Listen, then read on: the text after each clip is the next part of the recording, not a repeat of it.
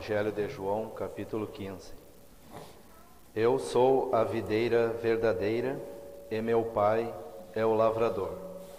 Toda a vara em mim que não dá fruto, atira, e limpa toda aquela que dá fruto, para que dê mais fruto. Vós já estáis limpos pela palavra que vos tenho falado. Estai em mim e eu em vós. Como a vara de si mesma não pode dar fruto, se não estiver na videira, assim também vós, se não estiverdes em mim. Eu sou a videira, vós as varas. Quem está em mim e eu nele, esse dá muito fruto, porque sem mim nada podeis fazer. Se alguém não estiver em mim, será lançado fora como a vara, e secará. E os colhem e lançam no fogo e ardem. Se vós estiverdes em mim, e as minhas palavras estiverem em vós, pedireis tudo o que quiserdes, e vos será feito. Nisto é glorificado meu Pai, que deis muito fruto, e assim sereis meus discípulos. Como o Pai me amou, também eu vos amei a vós. Permanecei no meu amor. Se guardardes os meus mandamentos, permanecereis no meu amor, do mesmo modo que eu tenho guardado os mandamentos de meu Pai e permaneço no seu amor. Tenho-vos dito isto para que o meu gozo permaneça em vós e o vosso gozo seja completo. O meu mandamento é este: que vos ameis uns aos outros, assim como eu vos amei. Ninguém tem maior amor do que este, de dar alguém a sua vida pelos seus amigos. Vós sereis meus amigos, se fizerdes o que eu vos mando. Já vos não chamarei servos, porque o servo não sabe o que faz o seu senhor, mas tenho-vos chamado amigos, porque tudo quanto ouvi de meu Pai vos tenho feito conhecer. Não me escolhestes vós a mim, mas eu vos escolhi a vós e vos nomeei para que vades e deis fruto, e o vosso fruto permaneça, a fim de que tudo quanto em meu nome pedirdes ao Pai, Ele vô-lo conceda. Isto vos mando, que vos ameis uns aos outros. Se o mundo vos aborrece, sabei que, primeiro do que a vós, me aborreceu a mim. Se vós fosseis do mundo, o mundo amaria o que era seu. Mas porque não sois do mundo, antes eu vos escolhi do mundo, por isso é que o mundo vos aborrece. Lembrai-vos da palavra que vos disse: não é o servo maior do que o seu senhor. Se a mim me perseguiram, também vos perseguirão a vós. Se guardaram a minha palavra, também guardarão a vossa. Mas tudo isto vos farão por causa do meu nome, porque não conhecem aquele que me enviou. Se eu não viera, nem lhes houvera falado, não teriam pecado. Mas agora não tem desculpa do seu pecado. Aquele que me aborrece, aborrece também a meu Pai. Se eu entre eles não fizesse tais obras, quais nenhum outro tem feito, não teriam pecado. Mas agora viram-nas e me aborreceram a mim e a meu Pai. Mas é para que se cumpra a palavra que está escrita na sua lei: aborreceram-me sem causa. Mas, quando vier o Consolador, que eu da parte do Pai vos hei de enviar, aquele Espírito de verdade que procede do Pai, ele testificará de mim. E vós também testificareis, pois estivestes comigo desde o princípio. Agradeço a ajuda do irmão. Como todos sabem, temos 4 evangelhos. O número 4 é um número bem interessante em toda a Bíblia. Primeira vez que lemos o número 4 em Gênesis capítulo 2, 4 rios. Claro, lemos do dia 4 também, capítulo 1 de Gênesis, mas 4 rios saíram do jardim do Éden. 3 era semelhante, diferente, tinha ouro lá. Temos 3 evangelhos semelhantes que nós chamamos os evangelhos sinópticos. Não vou entrar nisto agora, só basta dizer, são recordações feitas por homens dirigidos pelo Espírito Santo, apresentando a vida de Cristo desde o seu nascimento até a morte e ido para o céu. Nós sempre explicamos Mateus, Cristo é o Rei, principalmente Marcos, o servo, Lucas, o Filho do Homem. Mas o conteúdo do Evangelho de João é bem diferente. João, que deitou-se ao seio do Salvador, está descrevendo alguém eterno. Não é para se surpreender que em capítulo 1 começa com a eternidade passada, termina com a eternidade por vir. Só em capítulo 1. Ele está descrevendo as glórias do Filho de Deus, descrevendo alguém que realmente é além da nossa compreensão. Meus irmãos, o Evangelho de João é muito precioso. Devemos estudar com cuidado este Evangelho maravilhoso. Ao contrário dos outros 3 evangelhos, ele está pegando certas ocasiões, certos milagres, etc., que ele chama de sinais, provando quem era o Filho de Deus. Devemos notar isto. O Evangelho de João está sendo escrito com este fim: Cristo sendo apresentado, provado, a sua pessoa, o Filho eterno de Deus. Muitos têm dividido o Evangelho em 5 partes. Eu não vou fazer algo diferente. Nos primeiros 4 capítulos, principalmente Cristo se vê como o Salvador. Nestes capítulos, homens que eram discípulos de João se salvaram, foram atraídos a ele. Neste capítulo, verdadeiro israelita também foi atraído a Cristo. E ele tinha que dizer: Tu és o Filho de Deus, Tu és o Rei de Israel. Mas nestes capítulos também temos uma mulher samaritana que não realmente fazia parte da verdadeira nação. Ela podia ir para os homens da cidade e dizer: Vinde e vede um homem que me disse tudo quanto tenho feito. Indicando que não só a nação, mas até os de Samaria.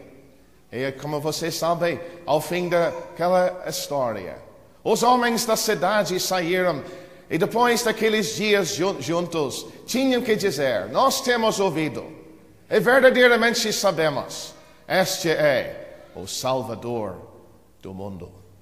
Então, os primeiros 4 capítulos, principalmente, e para mim é bem interessante ver várias dessas histórias, e só João que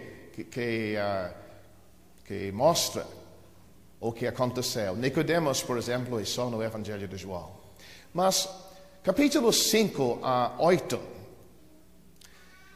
alguns sinais, alguns destes milagres, João recorda, é ligado com cada um. Ele dá o Cristo como o ensinador. Baseado naquilo que aconteceu, Cristo ensinando. Então, nesses 4 capítulos, principalmente, Cristo se vê como o mestre, o ensinador.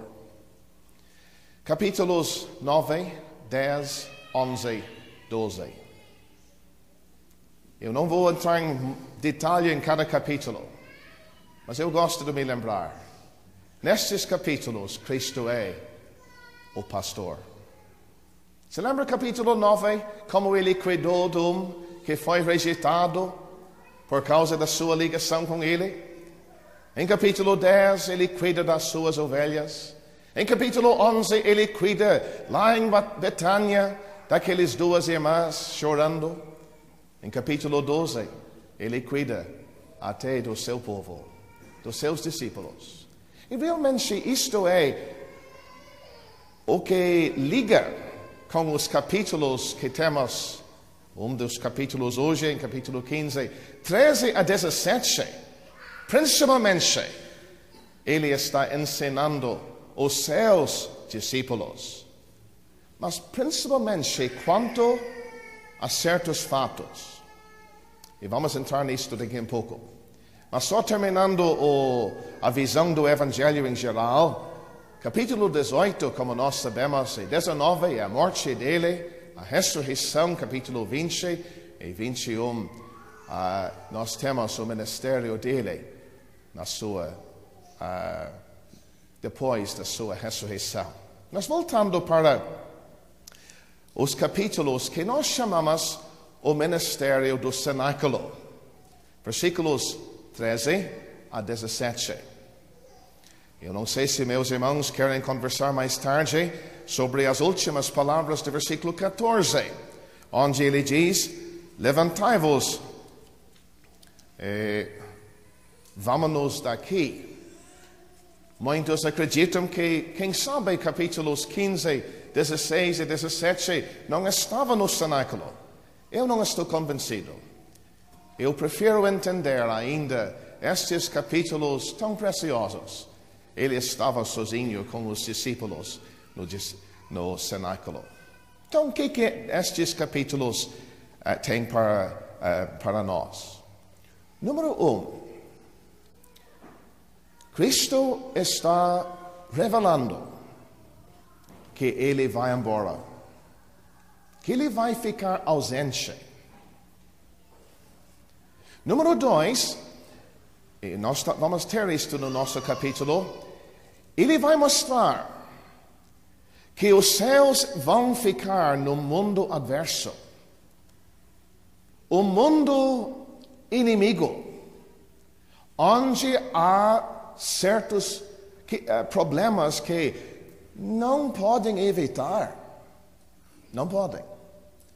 Mas, nestes 5 capítulos, ele está dando ministério para prepará-los para aqueles dias. Então, quais coisas?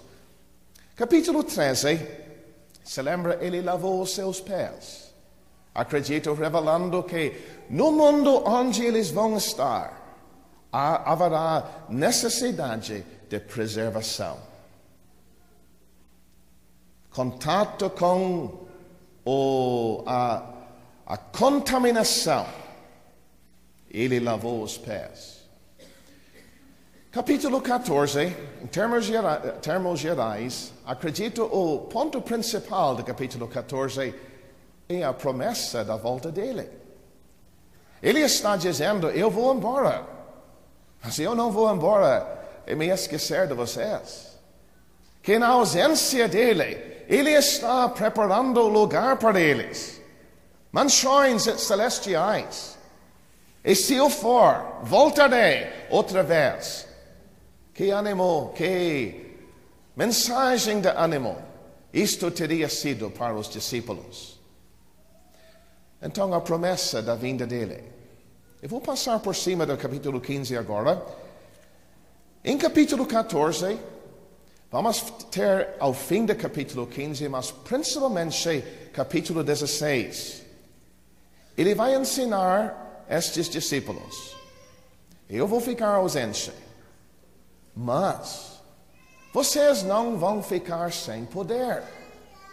Ele vai pedir do Pai, e o Pai vai enviar um outro Consolador, o Espírito Santo, que a questão da presença dele há de trazer o necessário para tais discípulos serem mantidos no seu testemunho na ausência do Salvador. o poder do Consolador, do Espírito Santo. E capítulo 17, tão precioso que é. Aquela oração que nós chamamos a oração sumo sacerdotal do Salvador. Ele dá uma previsão da obra dele, mesmo ausente fisicamente deles. Mas lá à direita de Deus, ele está atuando como sumo sacerdote, desejando a preservação, a santificação, a unificação e tantos assuntos naquele capítulo tão precioso. Capítulo 17 é a oração sumo sacerdotal. Mas capítulo 15, no meio destas verdades, ele apresenta a grande possibilidade que os discípulos teriam para ter vidas frutíferas para ele e para a glória do Pai. No mundo adverso, no mundo onde o ambiente vai ser tão difícil, mas eles teriam a possibilidade de gozar comunhão com Cristo, mesmo ausente. E através deste comunhão, gozar fruto na sua vida para Deus, ter fruto para Deus na sua vida, ter também aquilo que vai glorificar o Deus do céu. Meus irmãos, este capítulo é importante para nós, porque não só os discípulos, nós quase ao fim do dia da graça, o que Deus espera da sua vida e da minha? Vidas frutíferas, fruto. Mas como é que este fruto pode existir? Só através da nossa comunhão com Cristo. Ele é a videira verdadeira. Nós somos as varas. Como é que a vara pode dar fruto? Só tirando o sustento da videira. Da videira. E há outros assuntos que nós vamos abordar. Mais adiante no capítulo nós temos o exemplo de Cristo mesmo. Como ele gozava o amor do Pai. Como ele andou com uma vida frutífera. O exemplo é o resultado disso, o amor que os crentes devem ter uns para com os outros. Mas mais para o fim do capítulo, ele vai voltar para o assunto do mundo.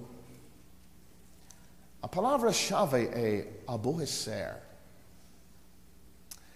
Meus irmãos, eu estou tentando me lembrar da situação de muitos crentes aqui em Porto Alegre esta manhã. Você é salvo. Quem sabe onde você trabalha? Quem sabe onde você mora? Quem sabe no contato, mesmo dentro da sua família? Você sente a inimizade do mundo. O mundo debocha, zomba. O mundo despreza você. Não é fácil. Nunca foi fácil. Mas veja bem, o Salvador está prevendo isto aqui. É absolutamente impossível evitar isto. Por quê? Nós vamos ter motivos aqui no nosso capítulo. Porque pertencemos a Ele. O mundo o rejeitou. Também nós temos interesses totalmente contrários do mundo no seu pecado. Então vai ter bastante coisa assim para nós estudarmos esta manhã. E os dois versículos finais, nós temos o assunto do Consolador, o testemunho dele, e os discípulos também, que poderiam testemunhar. Agora, entrando no capítulo, vamos dividir. Realmente o capítulo se divide em duas partes apenas. Versículos 1 a 17 e 18 até o fim. Mas eu vou dividir em 4 setores, só para tentar ajudar-nos quanto ao tempo no estudo, auxiliar assim. Versículos 1 a 8. Eu tenho colocado sobre estes versículos uma nova ocupação, ou seja, uma nova atividade. Fruto por causa da ligação com a videira. Versículos 1 a 8. Versículos 9 a 17, uma nova obrigação. O amor entre irmãos. Uma nova atitude. Versículos 18 a 25, uma nova oposição. O ambiente adverso do mundo. Em versículos 26 e 27, uma nova operação. O poder do Consolador, a ação do Espírito Santo. Isto mais ou menos é o conteúdo destes 4 setores. Eu não vou entrar mais no capítulo agora. Tem muita coisa que poderíamos falar. Este Evangelho de João tem tantas maneiras de estudar. Muitos têm ligado o Evangelho de João com o tabernáculo do passado. Se alguém quer entrar nisto, na abertura agora, vamos ouvir. Outros têm entendido assim, nos primeiros capítulos, ele é a profeta. Certamente, na parte central, ele age como sacerdote. Ao fim do Evangelho, ele é o rei rejeitado. Eu gosto de ligar o Evangelho de João com a carta aos Hebreus. Como eu já disse, João capítulo 1, a eternidade é a eternidade. Hebreus também, capítulo 1. Eternidade é a eternidade quanto ao Salvador. Nos 2 livros, a importância da fé. Certamente o Evangelho de João destaca isto. Acho que o versículo-chave do Evangelho é capítulo 20, versículo 30 e 31. Jesus, pois, operou também em presença de seus discípulos muitos outros sinais que não estão escritos neste livro. Estes, porém, foram escritos para que creiais que Jesus é o Cristo, o Filho de Deus, e para que crendo tenhais vida em seu nome. Nos 2 livros, e só neste Evangelho, se destaca Cristo como o sumo sacerdote. O Evangelho de João, capítulo 17. E sem dúvida, quem pode evitar notar isto na carta aos Hebreus. E há mais ligações ainda, muito precioso para estudar. Estou só abrindo o assunto, e se algum irmão quer tirar umas horas, botando os 2 livros juntos, vai ter uma festa espiritual. Então eu conto com a ajuda dos meus irmãos neste capítulo hoje. Eu reconheço que há certos versículos onde, quem sabe, nós não vamos concordar. Meus irmãos, à luz de tantas pessoas aqui esta manhã, vamos ouvir os pensamentos. Se nós não vamos concordar, por exemplo, eu já estou prevendo versículo 2, versículo 6, há certos pontos aí, a questão da vara que não dá fruto. Eu vejo em versículo 6 que a vara nunca estava na videira. Então, certamente, versículo 6 está descrevendo que nunca estava ligado com a videira, não é salvo. E não é para se surpreender, termina no fogo. Mas em versículo 2, a primeira parte do versículo, nós lemos: toda a vara em mim. À luz disto, acredito que isto é uma pessoa que estava ligada com a videira, mas não dando fruto. Lemos aqui a tira. O Pai é quem faz isto. A significação desta palavra tirar tem 102 referências na nossa Bíblia, na língua original. 4 dos tais significa levantar. Muitos que escrevem entendem que isto é a operação do Pai levantando a vara para que o fruto possa reaparecer. Eu prefiro entender o versículo como nós normalmente usamos a palavra tirar. Não é que a pessoa perde a salvação, certamente que não. Mas, sim, tirar no sentido atirar, como por exemplo 1 Coríntios capítulo 11, em disciplina, ser levado para o céu. Então, Judas seria o exemplo do versículo 6. Acredito que os que morreram em 1 Coríntios 11 é o exemplo do versículo 2. Eu estou esperando que os irmãos tenham outros pensamentos. Vamos ouvir. Não que eu estou tentando dizer que eu estou certo em tudo isto. Meus irmãos, este livro, o Espírito Santo é o guia em entender. Então, contamos com a ajuda dos irmãos e também a direção do Espírito Santo no estudo esta manhã. Que Deus nos ajude.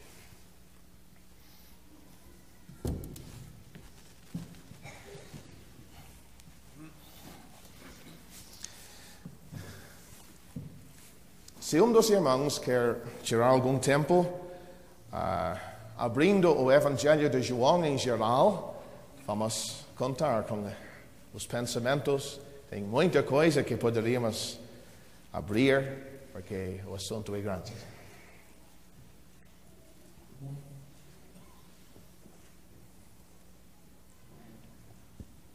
Seu Greg?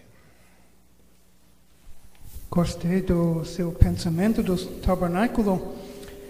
1:12, vemos o altar de holocausto. Capítulo 13, a pia, como Cristo lavou os pés dos discípulos. Daí 14:16, o lugar santo. Ótimo. E capítulo 17, o lugar santíssimo. E se o senhor quiser ir para o começo do Evangelho, acredito nos primeiros 4 capítulos, nós temos a porta. Aquelas cores que mostrava as glórias dele. No capítulo 1, o verbo que se fez carne, verdadeiramente, o linho fino, mas veio do céu, o azul. Tem tanta coisa boa para estudar ligando com o tabernáculo. Então, pessoas foram sendo atraídas a ele, entrando. A primeira coisa, claramente, era o altar do holocausto. Então, para ele se tornar o Salvador, era necessário a sua morte. Sr. Lindsay. Eu gosto desse pensamento sobre o tabernáculo, começando com a porta nos capítulos iniciais. Exato. Mas eu vou oferecer uma sugestão. Vamos começar com o lugar santo, no capítulo 1. Ótimo. E vamos saindo do tabernáculo. Por exemplo, nós temos o verbo, no versículo 1. Ótimo. A divindade do Senhor Jesus Cristo, a arca de ouro. E o verbo se fez carne. A madeira de cetim. E ainda nós temos, eis o Cordeiro de Deus, que tira o pecado do mundo, o propiciatório. Ótimo. Em cima. Tem uma sugestão. Ótimo, não tem problema. Por que nós estamos levantando estas coisas? Eu espero que haja aqui hoje de manhã, principalmente crentes jovens, tomando nota destas coisas. Meus irmãos, vamos tirar tempo com a nossa Bíblia e olhar para estas coisas. Tem preciosidades aí para realmente alimentar a sua alma. Por exemplo, eu vou dar mais um. Só em capítulo 1, uma hora, pega a sua Bíblia e vai atravessando aqueles 52 versículos e nota os títulos do Senhor Jesus Cristo. Só vou dar alguns. O Verbo, o Cordeiro, o Messias, o Mestre, o Filho unigênito do Pai, o Rei de Israel, o Filho do Homem, o Filho de Deus, e há mais. É uma verdadeira festa para a sua alma, só olhar para estas coisas. Então, que Deus nos ajude a fazer isto. Seu Tomás.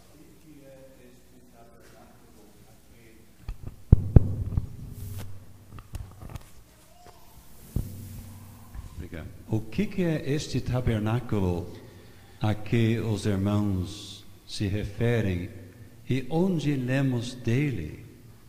Lemos dele, Êxodo capítulo 25 até 40. É uma verdadeira festa espiritual para estudar de perto. O tabernáculo onde Deus habitava entre o seu povo, lá no deserto, no passado. Mas de certo o Senhor mesmo tem algo mais do que isto.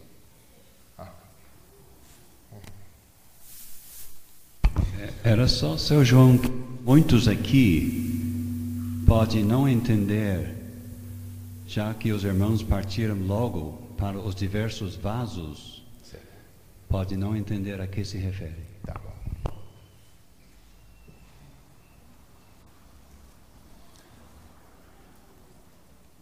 Alguém quer comentar sobre os 5 capítulos que nós chamamos o ministério do cenáculo?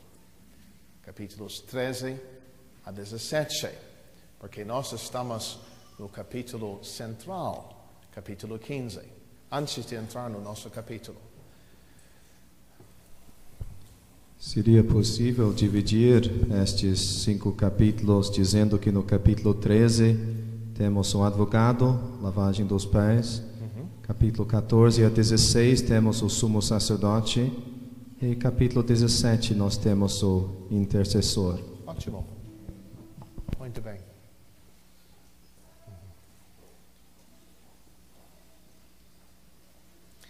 Mas devemos destacar, como eu tenho dito, estes capítulos, unicamente no Evangelho de João, Cristo está preparando os seus discípulos, número 1, para a ausência dele.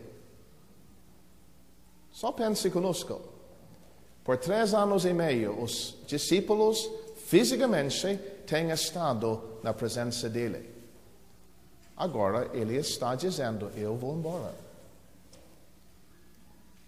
Mas este ministério era, número 1, para explicar isto. Mas número 2, para fortalecê-los para os dias que hão de seguir. Ele está mostrando nestes capítulos os recursos para os dias da ausência dele. E estes dias existem até hoje. Então, vendo os capítulos nesta forma, vai nos ajudar porque estão aqui. Silêncio.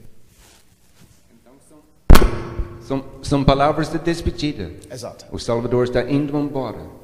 Ele deseja fortificar os seus discípulos para enfrentar os dias de adversidade pela frente.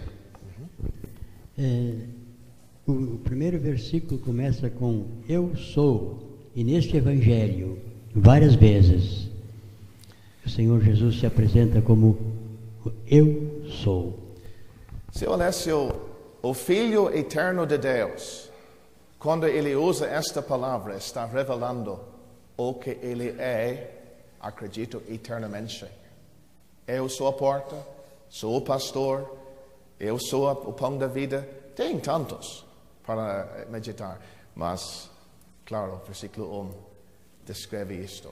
Eu não mencionei, quem sabe, algo que devia ter dito no começo. Uma das palavras-chave do Evangelho é a palavra mundo. Eis o Cordeiro de Deus que tirou o pecado do mundo. Deus amou o mundo. Capítulo 16, o Espírito Santo, o Consolador, vem para convencer o mundo do seu pecado. João está apresentando o Filho de Deus para que o mundo creia. Mas este mesmo mundo, onde o Salvador tem estado, agora os discípulos dele hão de ficar órfãos, sozinhos. E Ele está preparando para os dias tais que teriam que enfrentar.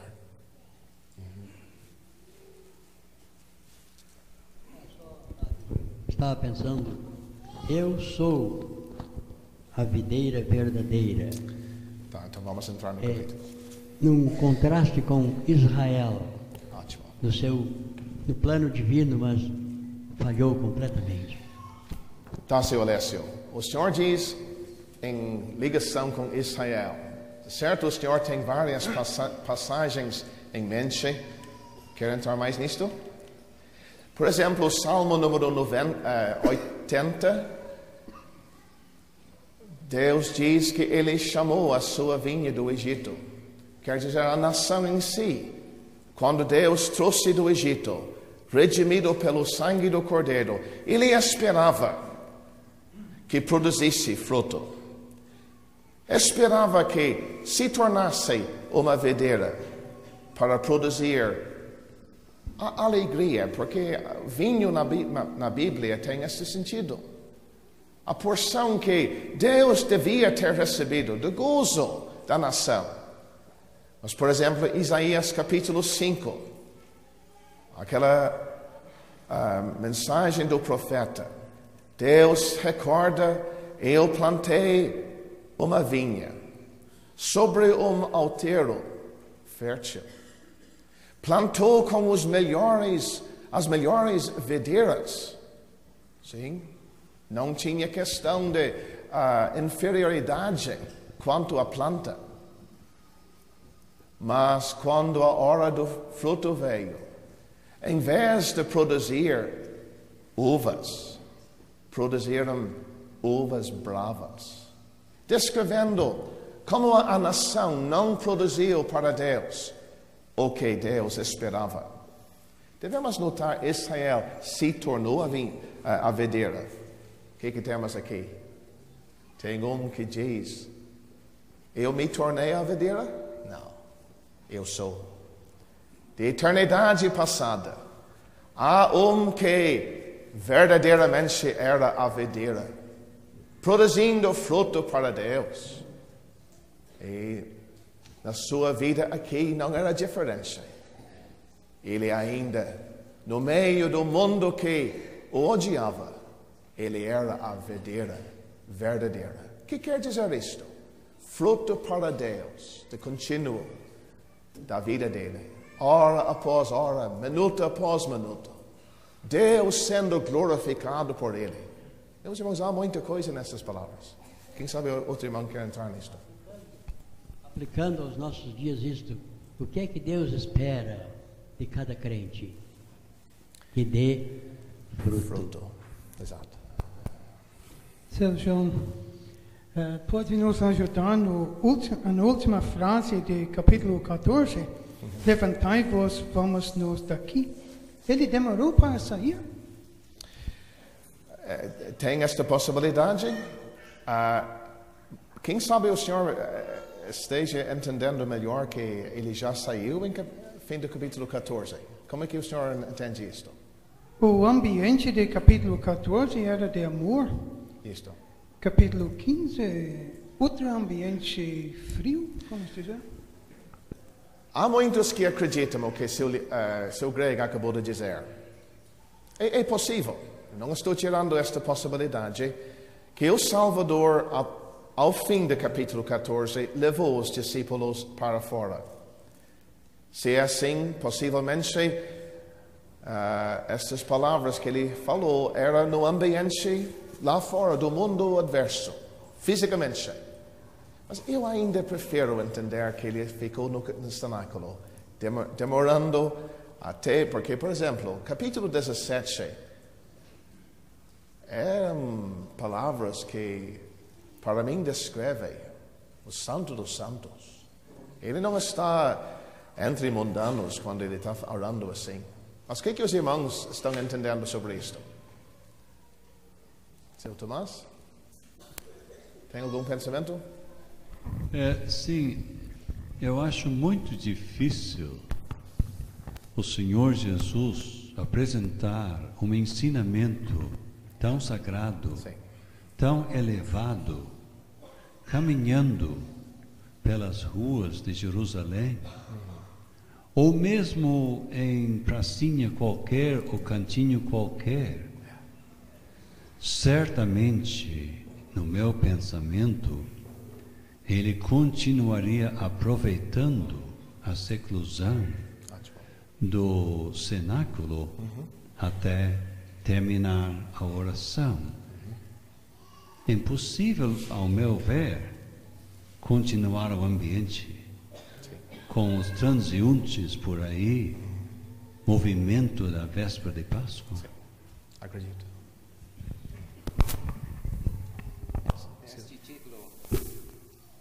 Este título majestoso, Eu Sou. Às 7 vezes nós temos essas declarações aqui, como o senhor Alessio disse. Quem sabe temos 2 outras referências no capítulo 8. Antes de Abraão existisse, Eu Sou. Isso leva-nos a pensar em Êxodo capítulo 3. Daquele que falou da sarça ardente para Moisés. Eu sou que eu sou.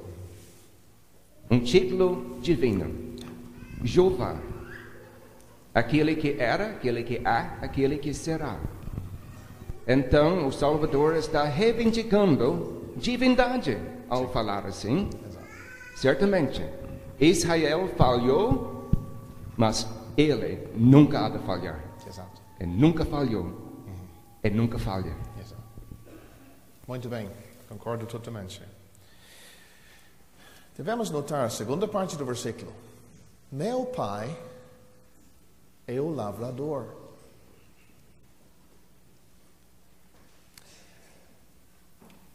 Meus irmãos, indicando a intimidade que o lavrador teria com a videira. Ele é quem plantou, ele é quem cuida, nós vamos ver isso daqui a pouco. Ele é que espera o fruto. O lavrador tem todo este papel. O pai para com o filho não se desapontou. Não. Como já temos pensado. Mas vamos ver o papel dele quanto às varas. Quanto a nós. Ele é o lavrador.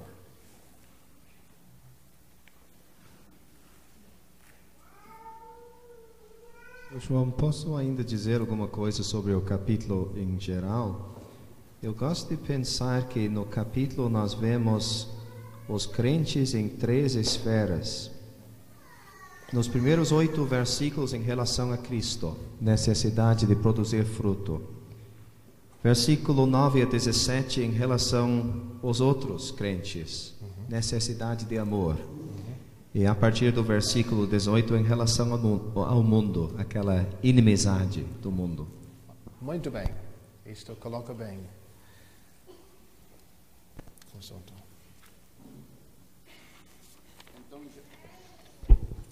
Já que o pai é o lavrador, é ele que tem a faca na sua mão para podar as varas.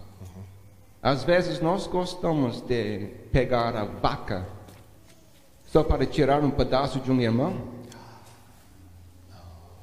Mas é o pai que tem a faca para podar. Este assunto de podar nós temos que estudar. Eu não sei se tenhamos aqui algum irmão que tem mais prática do que eu sobre uma barreira. Eu tive na nossa casa antiga. E me ensinou muita coisa. Eu aprendi que não era qualquer época do ano que eu podia podar. Era lua minguante de agosto. Também a maneira de podar. Primeira vez que eu fiz, eu achava fácil. Eu cortei tanto que não deu nada de fruto. Nada. No outro ano, eu não pude. Deixei à vontade. Também produziu bem pouco. Até era um homem italiano que me ensinou pouco o que eu tinha que fazer. O lugar certo para cortar, a hora certa, o cuidado que era necessário. Meus irmãos, graças a Deus, nós temos um Pai que sabe a hora certa para nos podar, que sabe como fazer. Pai, me lembro bem, eu cortei demais. Aquela barreira chorou tanto, perdeu aquela força, porque eu tinha agido errado. Mesmo cortando a videira na hora certa, ele ainda chora, mas não tanto. Não tanto. Graças a Deus, meus irmãos, às vezes Deus permite lágrimas, literalmente, na nossa experiência. Mas Ele tem um motivo. Ele quer a nossa bênção. Mas vamos entrar neste assunto, limpar aqui. Já estamos ouvindo da faca. Será que só pela faca que neste capítulo que a limpeza está sendo feita? À luz do versículo 3, acha que a faca é a palavra. A palavra ensinada por Cristo já limpou os discípulos. Então não é só através do sofrimento ou disciplina assim que o Pai vai nos limpar, mas através do uso da palavra de Deus na nossa vida. Senhor Henrique, está pensando? Eu estou pensando na primeira frase do versículo 2, como o irmão explicou. Sim. Será que esta obra ainda continua? Tirar, acredito. Yes, sim. E o que significa isto? O crente que não dá fruto há de morrer. Senhor Henrique, acredito que o crente que não está produzindo, não sendo usado para produzir o fruto que Deus espera, ainda pode ser levado para o céu pelo Pai. Sim. Mas como é que o senhor entende? Como é que o senhor entende? Eu não tenho certeza nenhuma, mas prefiro levantar. Na minha simplicidade o pensamento de levantar. Vamos aproveitar este pensamento, porque não tem nada errado com o pensamento. Este pensamento significa que a vara em contato com a terra, com o mundo, impede a produção do fruto. E sem dúvida tem base isto na Bíblia. Não está errado isto. O crente mundano não vai produzir fruto para Deus. O que é esta ideia de levantar? Nos desassociar, nos tirar do contato e religar para que flua o sustento. Me lembro de colocar este pensamento para o meu irmão que tinha prática. E ele disse para mim: já viu a vara quebrada de uma videira? Eu disse: não. Ele disse: sabe por quê? É muito difícil para quebrar. Muito difícil. Ele disse: certamente a vara pode dobrar e chegar até o chão assim. E levantar, ele disse, até ele me mostrou um exemplo. Uma vara de uma videira que está viva é muito difícil quebrar. Secando, sim, ele quebra facilmente. Então, nós só queremos aproveitar o seu pensamento.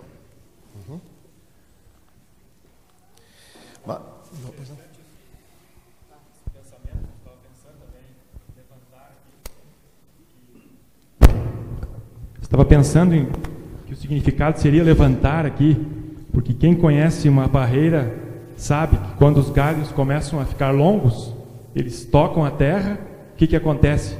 Cria raiz, se enraiza na terra. Pois é. mas não vai produzir bom fruto. Vai dar fruto que não é bom. Ela vai criar raiz, vai como se desse origem a uma outra planta, mas o fruto não vai ser bom. Por isso a necessidade da poda ou de levantar. Isso é muito interessante, esse quadro. Tirar do contato do mundo, da terra. Sim. Sim. Mas eu estou reconhecendo que há irmãos aqui que não estão falando. Eu vou já dizer, eles têm outro pensamento, que versículo 2 descreve pessoas não salvas. Vamos ouvir o seu pensamento, porque também, versículo 6, certamente está descrevendo uma pessoa não salva que não vai produzir fruto. Seu Lindsay, por exemplo. Eu gostaria de simplificar esta passagem. Sim. Porque eu vejo apenas dois tipos de varas.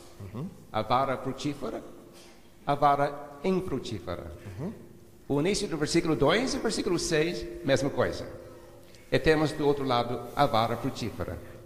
No início do versículo 2, nós temos aquela vara que confessa estar na vara, na videira. Sim. Mas, enfim, foi tirado.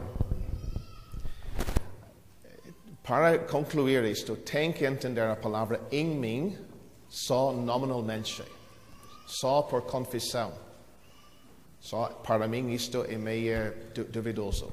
Eu prefiro entender versículo 2, quando ele diz em mim, significa literalmente está ligado com ele. Sim.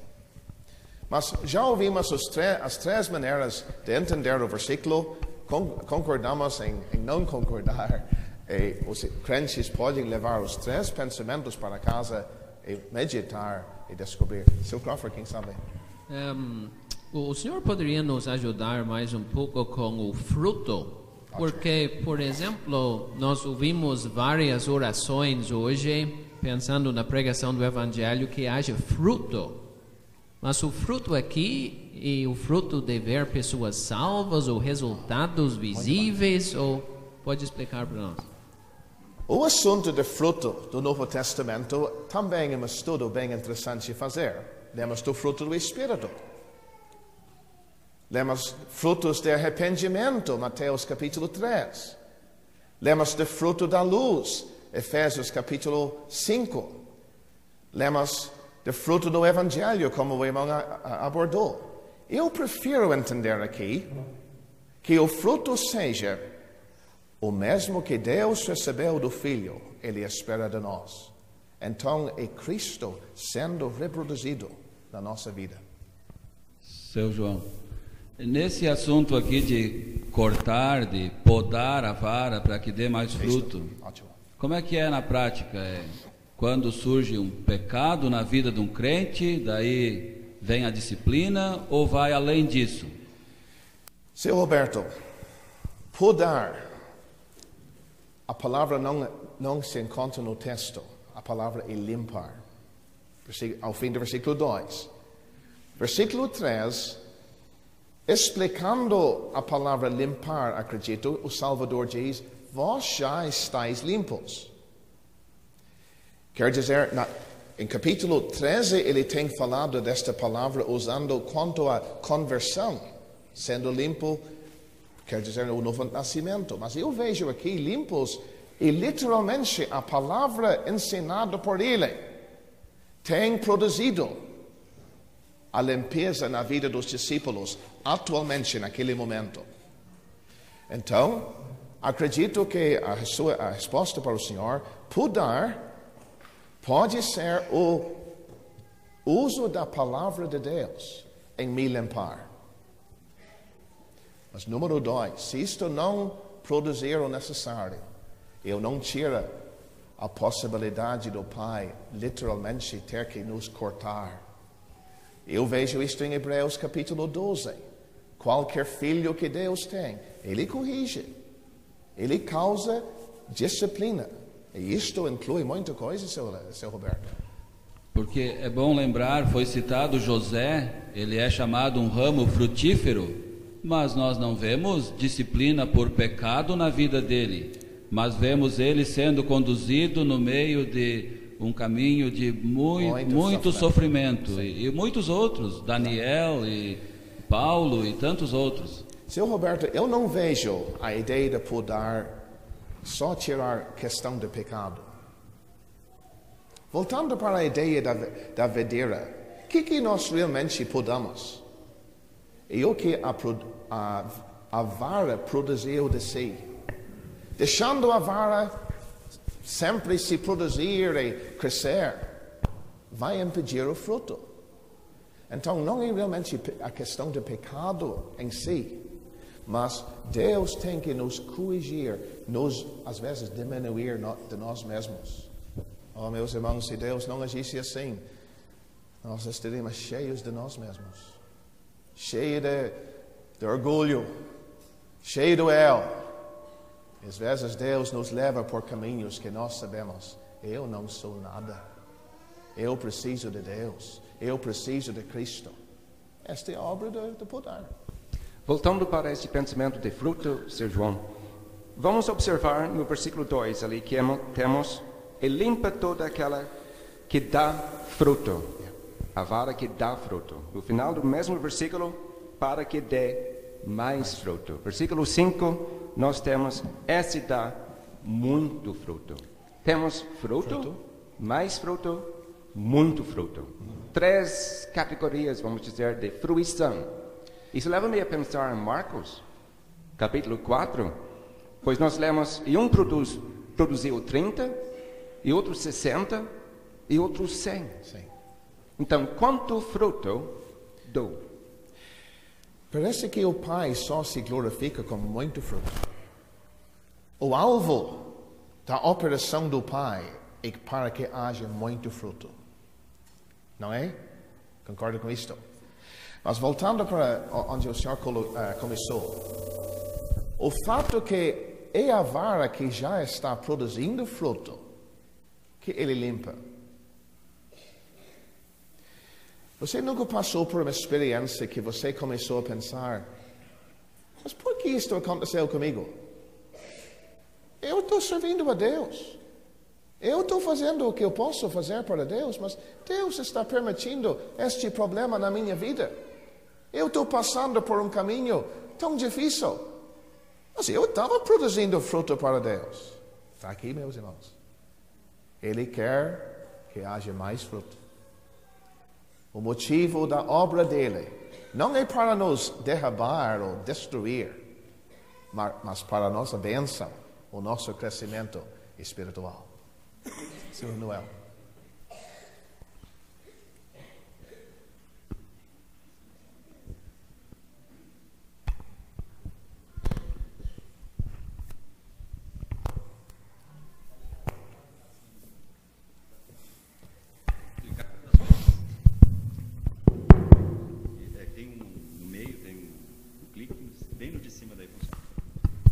Seu João, só queria dizer que o problema aqui sempre está com a vara, nunca com a videira. Isto é muito importante. Devemos ter dito isto. Ah, meus irmãos, a videira verdadeira não tem o problema. Mas não se esquece, meu Salvador passou por experiências amargas. Eu não estou dizendo que o Pai tinha que o podar. Mas tudo que nós passamos, devemos nos lembrar, há um que já passou antes do que eu. Já. Não precisava de correção ou coisa assim. Não. Mas há um sumo sacerdote sobre o trono que entende o que nós passamos. Eu sei que o Senhor falou, mas eu gostaria de realçar esse fato. A necessidade de ficar na videira para sermos frutíferos. Versículo 4, estai em mim. E um grande apelo da parte do Senhor Jesus Cristo para os seus discípulos. E nós devemos manter comunhão com Cristo diariamente para podermos produzir fruto. Ótimo, Lindsay. Vamos tentar entrar nisto. De certo, há jovens aqui hoje de manhã, adultos também, porque todos nós precisamos entender este assunto. Como é que nós podemos permanecer, porque a palavra é a mesma, traduzido 4 vezes estar, e mais adiante traduzido 4 vezes permanecer, no nosso capítulo, permanecer na videira. Literalmente, como é que isto fica? Como é que nós podemos realmente tirar o nosso sustento espiritual da videira? Então, irmãos, vamos ouvir as suas sugestões.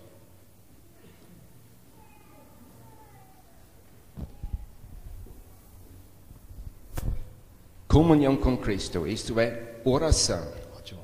A leitura da palavra de Deus. A nossa contemplação e meditação na pessoa do Senhor Jesus Cristo. Isso vai facilitar a nossa comunhão com Cristo.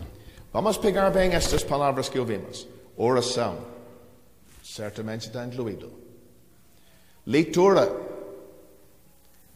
Mas ler capítulo da manhã e sair sem receber nada, não é o que está aqui. Muito melhor ler 2, 3 versículos e poder meditar e colher aquilo para a nossa alma.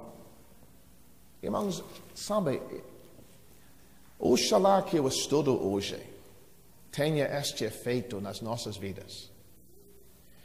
Eu me lembro quando eu era jovem de ouvir o meu irmão em Cristo falar. Ele disse quando ele era jovem, um ancião na igreja, muitas vezes o encontrou na rua, de manhã, e perguntava, onde estava lendo hoje? Qual pensamento o senhor está gostando hoje? Meus irmãos, é isto que está aqui. Tirando sustento para as nossas almas, de Cristo, comunhão com Ele, realmente colhendo algo para a nossa alma. E tudo bem falar assim, mas será que realmente é a nossa porção? Isto significa que, quem sabe, teríamos que nos levantar um pouco mais cedo para ler a Bíblia. Nós não vamos sair para o serviço sem nos alimentar fisicamente. Vamos ficar fracos sem. E vamos sair sem o alimento espiritual. É isto que está aqui, irmãos. Seu José.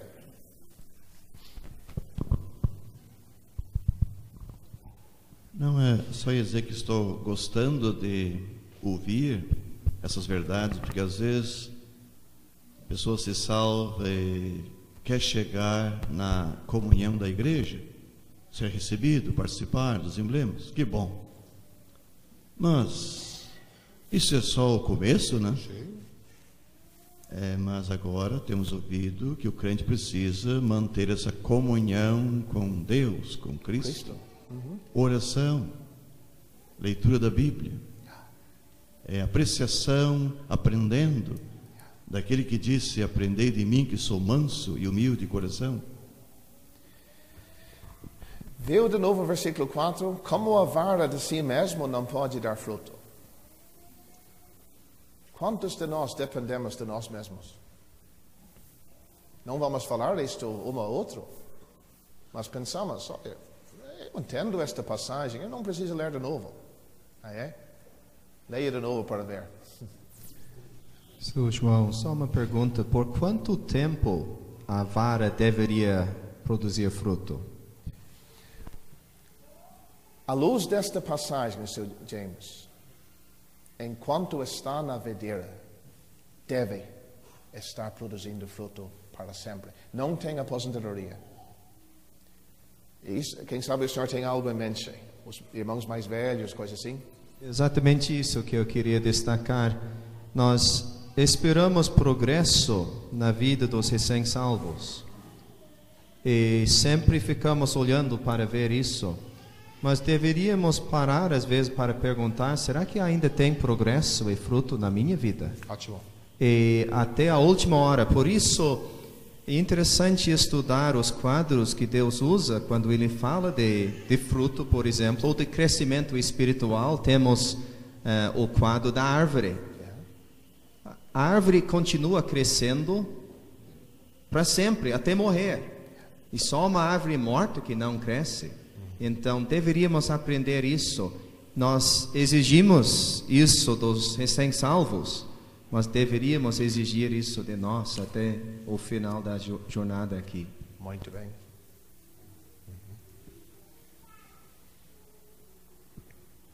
Então, versículo 5. Eu sou a videira, vossas varas.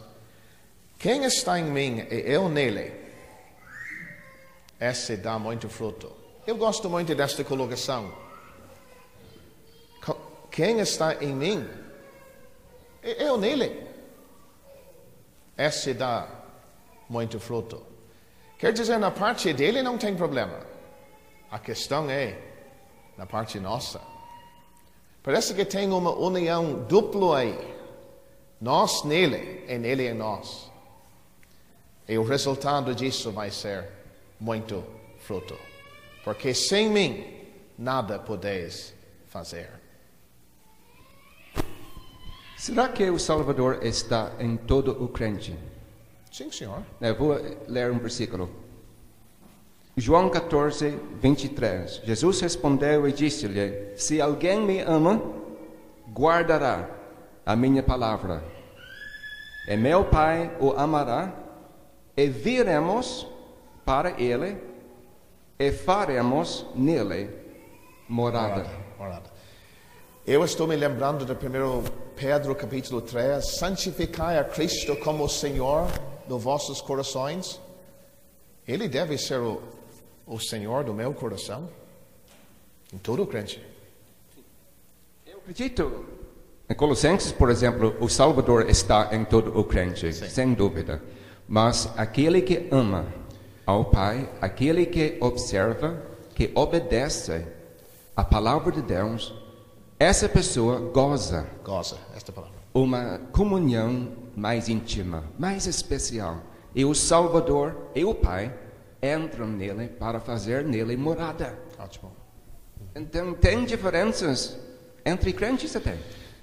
Se nós entendemos, como eu entendo, Apocalipse 13, 20, eis que estou à porta e bato, acredito que é a porta do coração. Entrarei com ele, cearei, e ele comigo. Que o gozo, a experiência da comunhão com ele, nem todos têm. Mas a possibilidade está aberta para todos.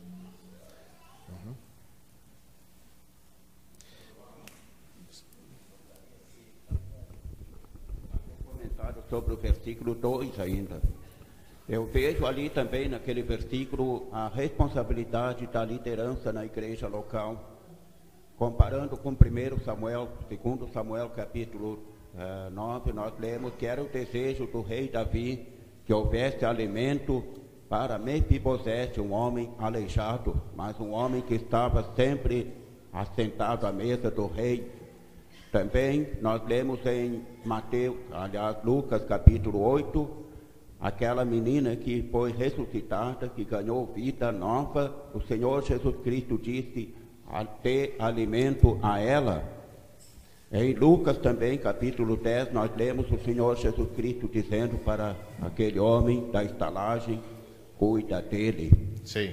Em 1 Pedro, capítulo 5, nós lemos: apacentai o rebanho voluntariamente. Seu José, quanto à videira, tem sustento para todos. Este é o que o versículo está dizendo. Estando nele, há todo o alimento necessário para saciar a nossa alma. Eu não tiro o efeito do que o Senhor tem dito. Em outras áreas da palavra de Deus, há necessidade de alimentar o rebanho, etc. Mas nesta passagem, o alimento necessário está disponível. Mas eu estava pensando na responsabilidade da liderança, como nosso irmão Sourinho comentou. Às vezes, quem sabe, pode haver alguém usando mal a faca. Eu entendi a colocação do senhor. Nesse sentido que eu estava pensando. Sim. Eu creio que é bom nós examinar bem a palavra de Deus com cuidado, para não errarmos. Seu José.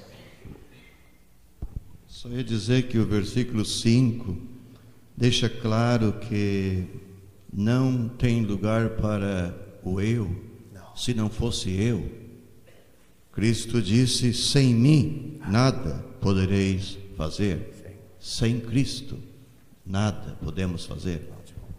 Podemos fazer, quem sabe, muita coisa, energia da carne, mas fruto para Deus está ligado com Cristo. Então, conforme o versículo 5, a nossa responsabilidade é deixar a vida de Cristo ter o seu efeito em nós, porque o nosso fruto depende da operação da vida dele em nós. Agora, versículo 6, só vou mencionar rapidamente. Acho que todos nós concordamos que aqui é o caso de alguém que nunca estava na videira. Não é para se surpreender, que se secará. Olha, alguém se dizendo salvo, realmente a vida não vai muito bem e não tem muito sinal de fruto, nada de sinal de fruto, está se secando cada vez mais. Olha aí, se secará e os colhem e lançam no fogo. Termina no inferno, literalmente.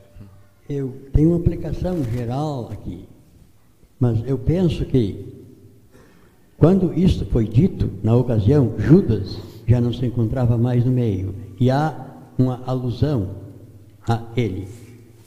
Concordo.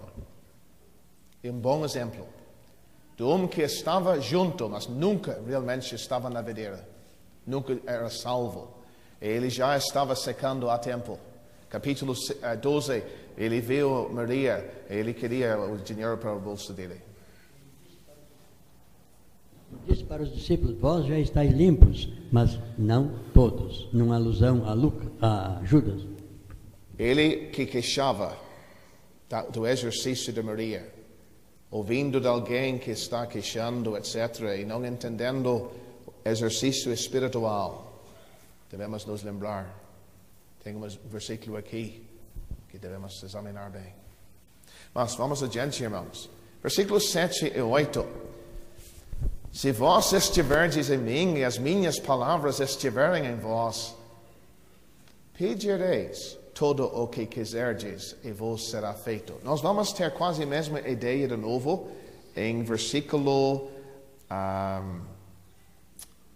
deixa-me ver, versículo 16.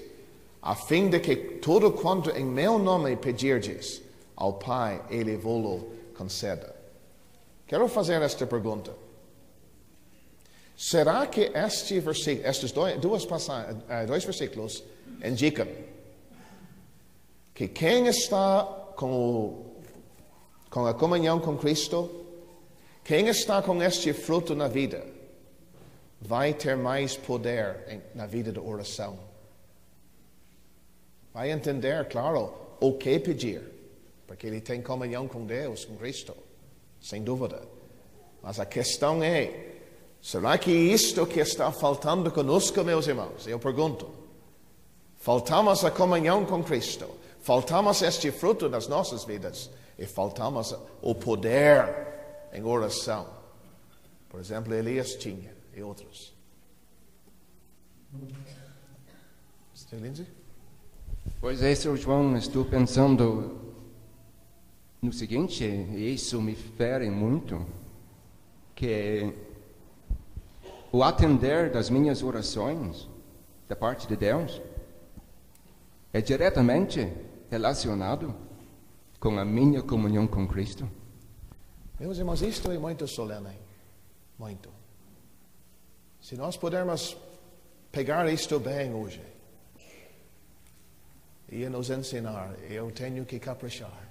Se eu quero ver as respostas de Deus nas minhas orações, há condições necessárias. Se lembra o Salvador, um exemplo. Os discípulos disseram: por que nós não podemos lançar fora aquele demônio? Esta seita, não, casta, aliás, a palavra, casta, não sai sem jejum e oração. Poder que veio da comunhão com Deus. Se o irmão pudesse, em palavras, como caracterizar uma vara dando fruto?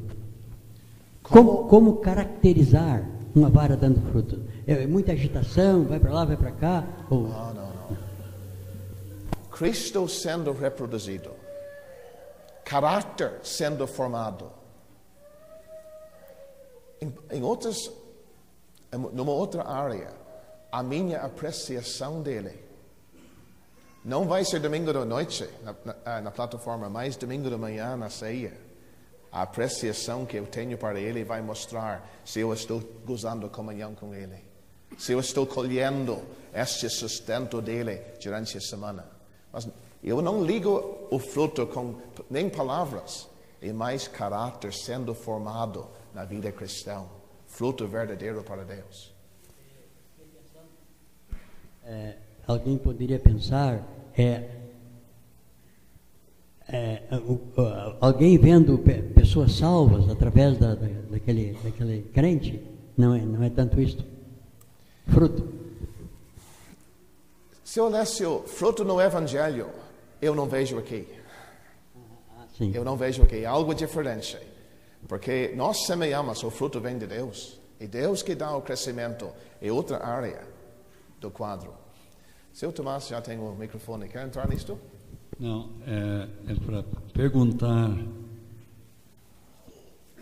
que diferença há entre versículo 7, as minhas palavras estiverem em vós, e versículo 10, se guardardes os meus mandamentos. Há algo diferente nas duas expressões? Guardar significa obedecer, não é? As minhas palavras estando, realmente sendo colhido, sendo guardado, o coração se tornando um tesouro. Eu me lembro de Maria, que ela guardava todas estas coisas no seu coração. As palavras de Cristo se tornando como um tesouro lá dentro. Mas eu vejo, versículo 10, a ideia de guardar e obedecer aquilo. Concorda? Tá bom. Mas na realidade, o resultado seria o mesmo. O verbo pode ser diferente, é diferente, sim. Mas a palavra de Cristo habite em vosso coração. Colossenses capítulo 3, podemos pensar em a palavra de Cristo estar em nós. Nós temos que ir adiante, irmãos. Sr. James. Só ia dizer, não seria possível guardar nos nossos corações, realmente guardar nos nossos corações a palavra de Deus sem obedecer? Claro. Então, versículo 10, até realmente versículo 9, onde nós entramos no segundo setor. Como o Pai me amou, também eu vos amei a vós. Permanecei no meu amor. Mas como? Versículo 10 vai nos dizer: guardando os mandamentos. Amando Ele, guardando a palavra dEle. Aí o exemplo é Ele mesmo em versículo 10. Do mesmo modo que eu tenho guardado os mandamentos do meu Pai e permaneço no seu amor. Quer dizer, obediência à palavra dEle e gozar o amor dEle andam mão a mão. As duas coisas são necessárias, juntas.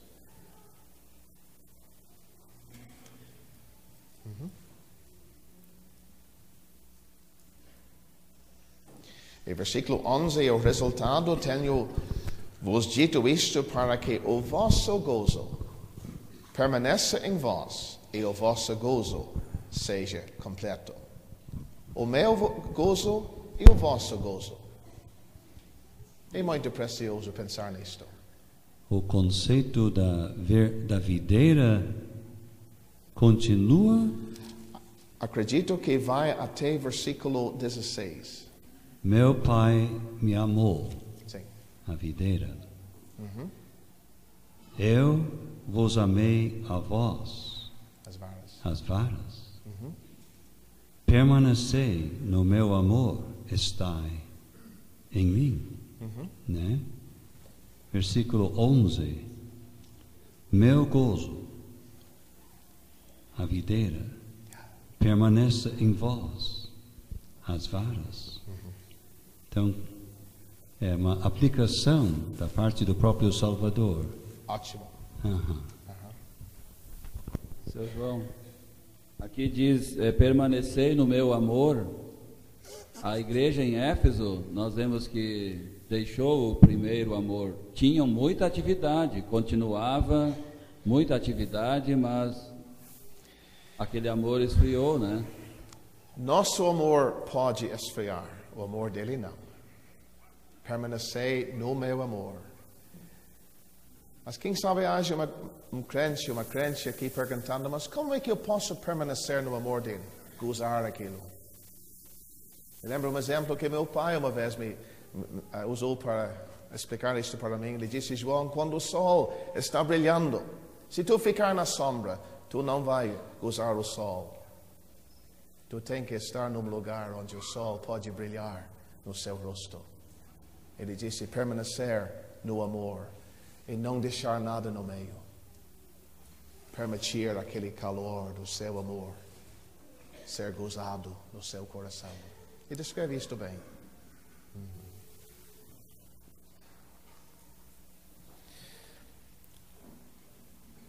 Então, versículo 12. O meu mandamento é este, que vos ameis uns aos outros, assim como eu vos amei. E versículo 13 é o exemplo supremo dele. Ninguém tem maior amor do que este, de dar alguém a sua vida pelos seus amigos. Se versículo 13, como eu acredito que descreve, a morte dele. Ele está descrevendo uma amostra de amor que não tinha acontecido ainda. Porque ele não tinha ido ainda até a cruz. Mas ele está mostrando a fonte do motivo, o motivo por que ele ia morrer. Ele diz, dar alguém a sua vida pelos meus amigos. Eu não mencionei, quem sabe alguém quer entrar nisto mais, a repetição da palavra meu. Meu gozo. Meus discípulos. Passamos por cima disso em versículo 8. Agora versículo 14. Meus amigos. Verdadeira amizade. E aquele que guarda os seus mandamentos, está gozando o amor dele e vendo o que ele tem feito a meu favor. Deu a sua vida por mim.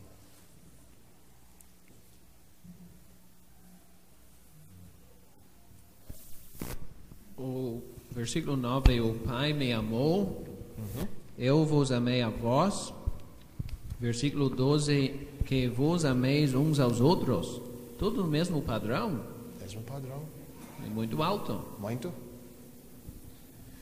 O apóstolo João, sem dúvida, estava escutando, e mais tarde ele escreveu a primeira carta de João, onde este assunto está abordado mais. Amar os irmãos até o ponto de dar a sua própria vida. Seguindo o exemplo dele. Nós amamos porque ele nos amou primeiro.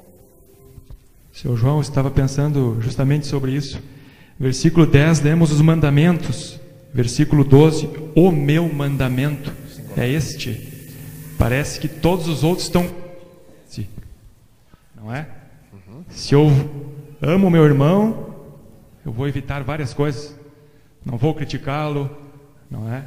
Não vou querer que ele se dê mal na vida. Não vou cobiçar as coisas dele, porque eu amo. Tudo se resume ao amar o irmão. Isso é muito bom, Lisandro. Exatamente o que temos aqui. O amor se torna a fonte do tratamento um ao outro. Tá bom? Fala. Se eu estou andando errado e o meu irmão me ama, como é que ele vai agir comigo? Ele vai corrigir por amor. Sim. sem dúvida. Por causa do amor. O pai que vê a criança brincar com fogo, deixa ele à vontade. Ele não ama o filho. Ele vai corrigir, porque ele o ama. Se eu vejo meu irmão me vê fazer alguma coisa, se ele me ama, ele tem que corrigir. Motivado pelo amor. Se nós permanecermos então na videira como varas, vai ser fácil para nós mostrar este amor para com os nossos irmãos. Versículo 13 pode ser uma alusão para, vamos dizer, o autossacrifício do Senhor Jesus Cristo, esta grande demonstração de amor. Mas não devemos nos esquecer que tem a ver conosco. Sim. Nós devemos demonstrar o nosso amor para com os nossos irmãos, mesmo até a morte. Tenho medo de falar assim, sabe? Eu posso ser testado, mas é assim mesmo. O versículo mostra-nos o padrão deste amor. Devemos notar a diferença entre este setor, o amor, e o setor que segue, o ódio, o aborrecimento do mundo. Olha, este amor, o mundo não sabe nada. Nós não ouvimos a voz do seu Carlos. Eu não quero que ele fique de fora. Tem alguma coisa para nós?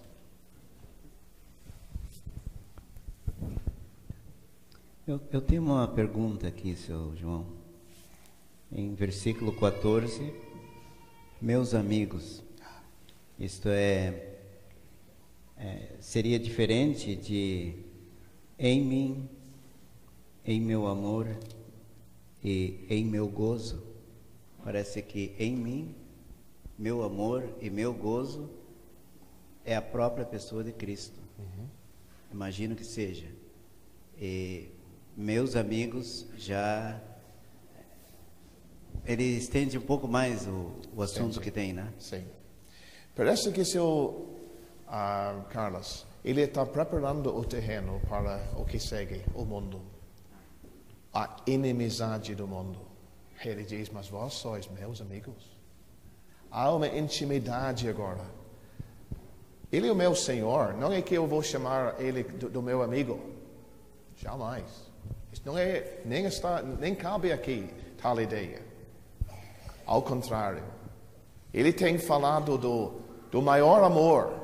Alguém dar a vida pelos amigos. Devemos nos lembrar daquele versículo. Meu Salvador foi além disto. Porque ele deu a sua vida aos seus inimigos. Nós éramos pecadores.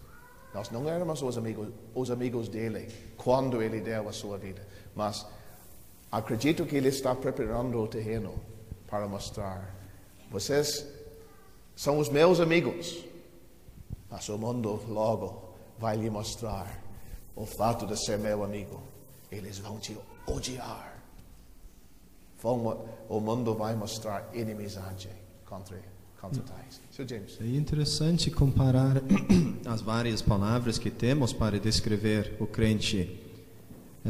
Nós somos os servos dele, os escravos, conforme 1 Coríntios 7. Somos servos, escravos, porque pertencemos a ele, fomos comprados por bom preço. Mas em Gálatas capítulo 4 ele diz, não servos, mas filhos. Como filhos temos acesso ao Pai. Aqui ele diz, não chamarei servos, mas amigos. Como amigos nós temos comunhão com ele. Ótimo. Podemos acrescentar discípulos ali no versículo 8. Sereis meus discípulos.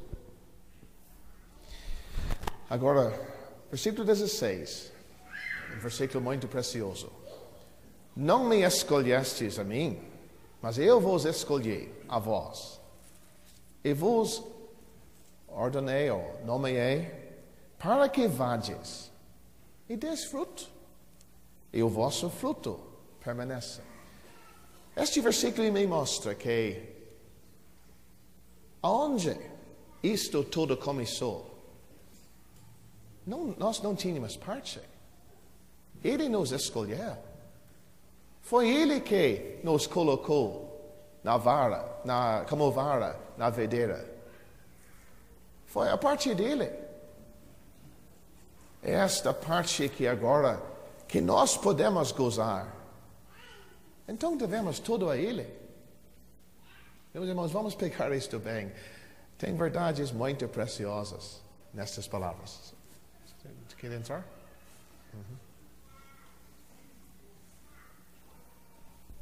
E a última vez que nós lemos da palavra fruto, é interessante estar ligado que permaneça. 9 vezes nós temos esta palavra em João. 7 aqui, capítulo 15. Então, toda a possibilidade de fruto, e fruto que há de permanecer, está ao nosso alcance. Isto me anima neste capítulo.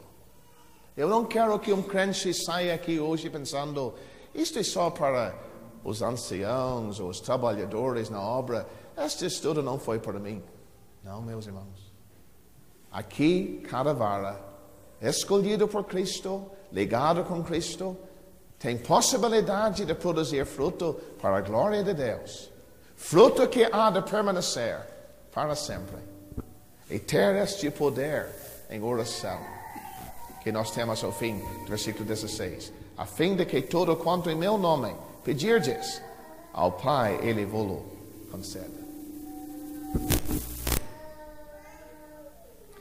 Como o Senhor entende, versículo 16, para que vades, ide por todo mundo, pregai o Evangelho? Eles vão sair do cenáculo logo, os discípulos, para o mundo adverso. Ele diz, esta ida para o mundo, vai produzir fruto.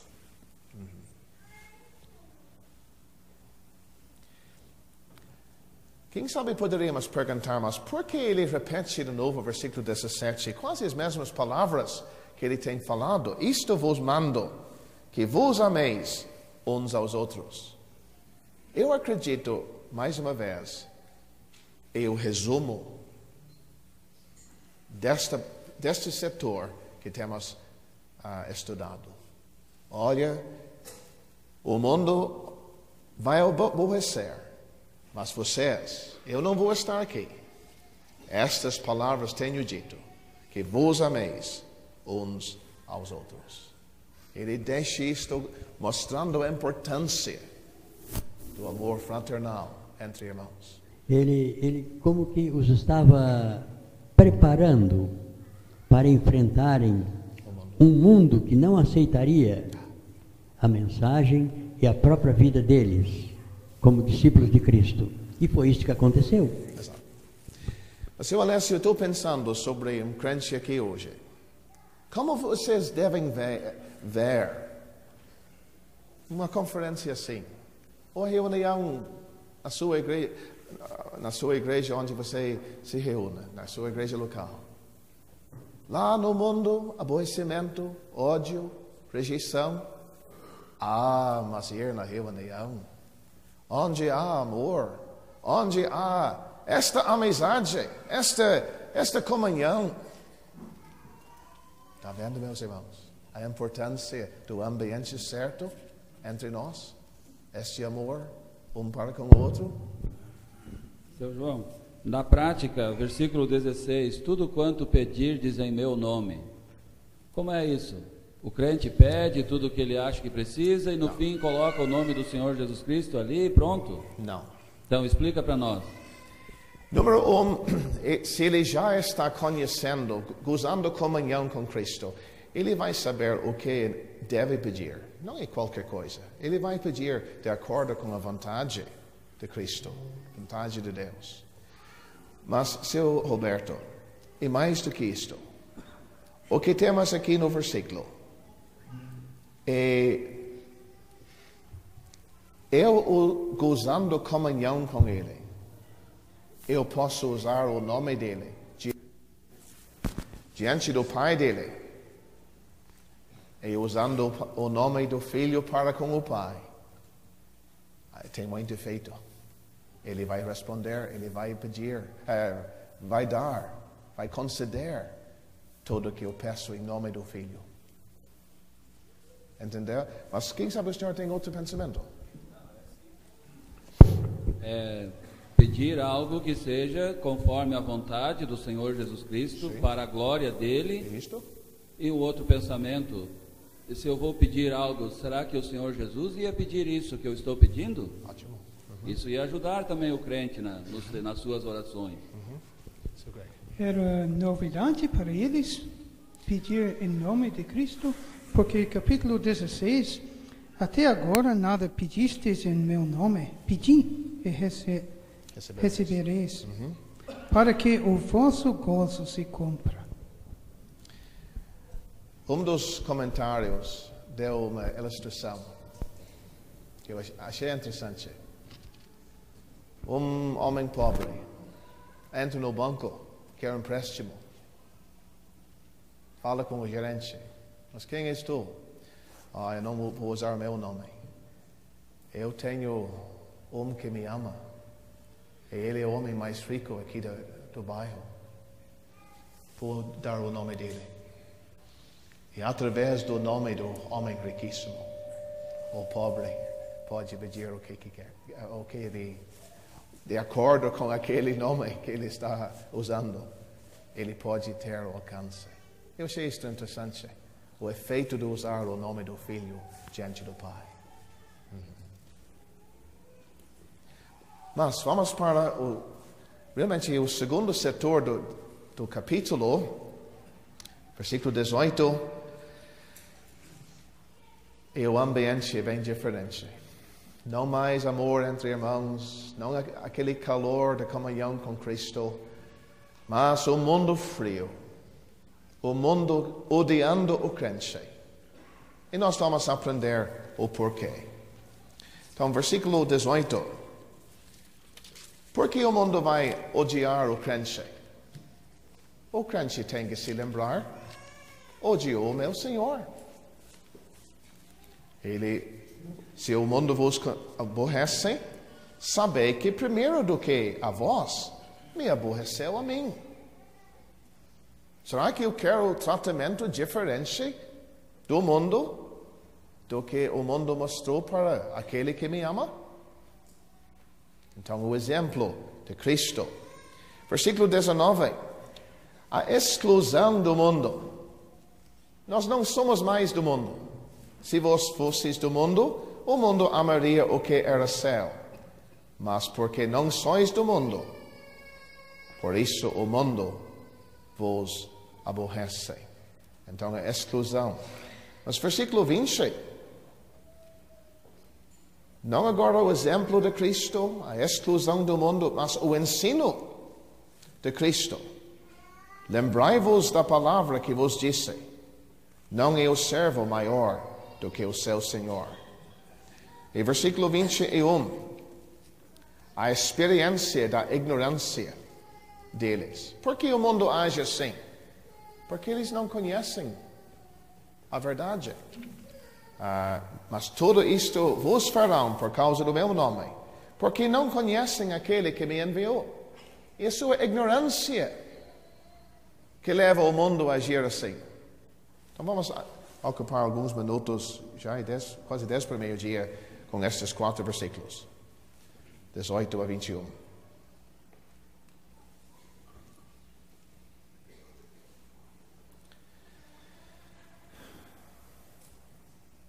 Muitos de nós não entendemos o que estas palavras significam. Fomos criados em lares onde os pais eram salvos, etc. Mas eu tenho certeza que há crentes aqui hoje de manhã nesta conferência que encaixa bem com estas palavras. Quem sabe é o único na casa salvo. Sente a pressão do mundo, a posição. Por que vai na reunião? Por que vai na conferência? Por que não corre atrás o futebol, o esporte? Não, meus irmãos, não corremos atrás porque nós não somos mais isto. Ele nos salvou. Ele nos separou daquilo. Então, Sr. João, nós estamos no mundo, mas não somos do mundo. Ótimo. Nós somos diferentes. Nós não somos o produto do mundo. Nós somos um povo celeste. Pertencemos a um outro mundo, o mundo celestial. Devemos notar que João usa outra palavra para o amor em versículo, deixa-me ver, versículo 19. O mundo amaria o que era seu. Em todas as outras referências no capítulo do amor, é o amor de Deus. O amor de João 13,16 quer dizer um amor que se expressa sem nada atrair aquilo. Mas a palavra que está aqui é filho, que quer dizer um amor que se comparte, que eu amo porque ele me ama. Este é o normal do mundo, mas não é o amor verdadeiro.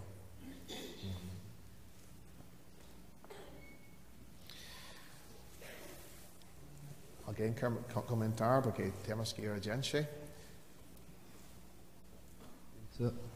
Então, seu João, a vida do crente condena o mundo. Condena. Por isso, nós vemos essa reação da parte do mundo. Seu James, vamos destacar isto. Nós não podemos evitar isto. E o crente que quer evitar a inimizade do mundo está perdendo o que nós temos neste capítulo. Nós temos que enfrentar o vitupério do mundo, o ódio do mundo. Seu Carlos já pegou. Talvez nós podemos pensar que tem sido providenciado por Deus o ódio do mundo para o crente, para que nós possamos apreciar melhor a comunhão entre os crentes, onde nós somos acolhidos, onde nos sentimos bem, onde sentimos mesmo que é o nosso lar, a nossa verdadeira família. Isto. Agora, versículo 22 adiante, 22 e 25. A vinda de Cristo para com o mundo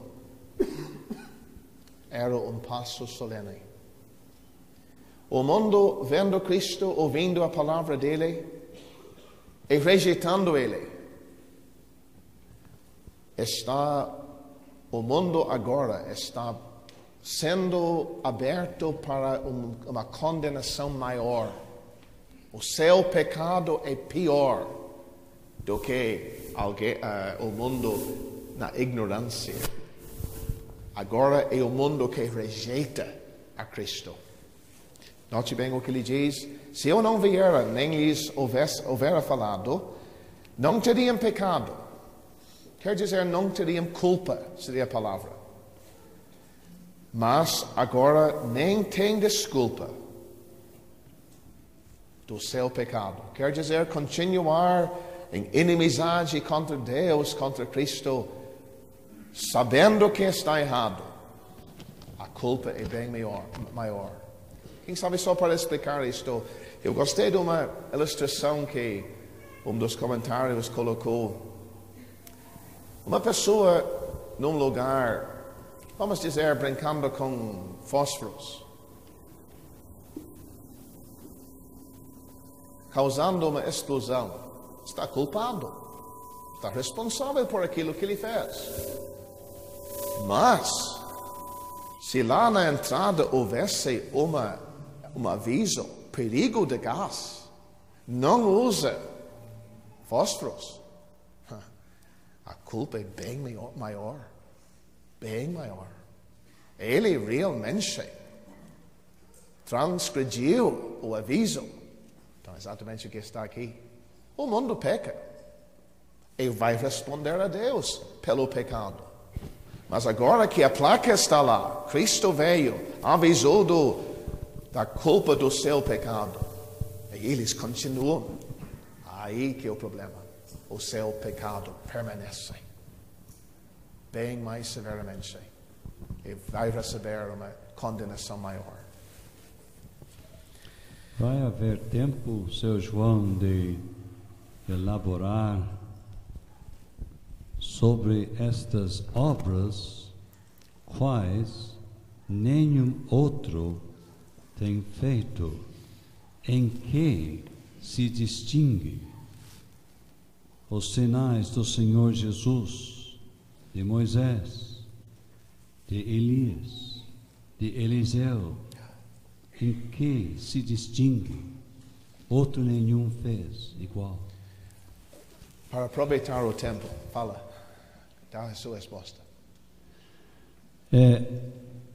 Há muitos anos eu procuro a resposta a essa pergunta. Moisés transformou água em sangue. Nunca ninguém que eu saiba transformou água em vinho. Nunca. A cura de um paralítico, eu não consigo me lembrar de nenhum caso. A multiplicação dos pães tem, em medida bem menor, o azeite, etc. Então não podemos totalmente incluir este sinal. Andar sobre o mar, eu não me lembro de nada, nem em medida menor, nem parecido. E a cura de um cego, será que estou me esquecendo de algum caso? A cura de um cego. Se eu estou me esquecendo, eu faço questão que alguém me lembre para não errar nisto. E para pelo menos alguns desses fatores, desses sinais, distinguem sinais do Senhor Jesus. Ótimo. Dos que outros fizeram. A ressurreição do morto não. Mas isso 4 não. dias. Hã? 4 dias, nunca estava 4 dias no túmulo. Não, tu está morto 10 minutos, tu está morto 4 dias, o poder do milagre é o mesmo, né? Tem mais alguma coisa a acrescentar? Ou mais alguém? Todo mundo está notando, seu Tomás está atravessando os sinais que João levanta no evangelho dele. Isto é muito interessante.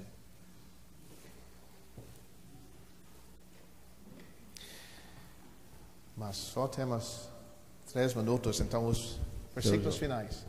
Aborreceram-me sem causa, sem motivo. Exato. Não podemos evitar que o mundo nos odeie, mas que pelo menos seja sem causa, né? Pois é. Que o mundo é triste quando o mundo aponta pecado na vida do crente. Ah, esse aí é crente, olha o que está fazendo. Exatamente. Teria muita coisa para entrar aí se tivéssemos tempo. Versículo 26, 27, parte final do capítulo. Eles estariam no mundo adverso, mas não estariam sem recurso. Quando vier o Consolador, que eu da parte do Pai vos hei de enviar, aquele Espírito, mais Espírito da verdade. O mundo quer a mentira, mas o poder que... E não devemos, quem sabe, nos esquecer, um dos membros da Santa Trindade estava vindo para habitar neles. O Espírito da verdade, que procede do Pai, ele testificará de mim, e vós também testificareis, pois estivesse comigo desde o princípio. Então, mesmo o Salvador indo embora, não estariam sem recurso. Graças a Deus, nós também não somos. Um dos membros da Santa Trindade habita dentro de nós, dando aquele poder para se manter mesmo num ambiente adverso. Esta conclusão é importante porque Temos a videira, temos o Pai que limpa e o Espírito que testifica, a Santa Trindade a favor, amparando os discípulos na ausência do Senhor Jesus. Ótimo. Então eu agradeço muito a ajuda dos irmãos neste estudo esta manhã.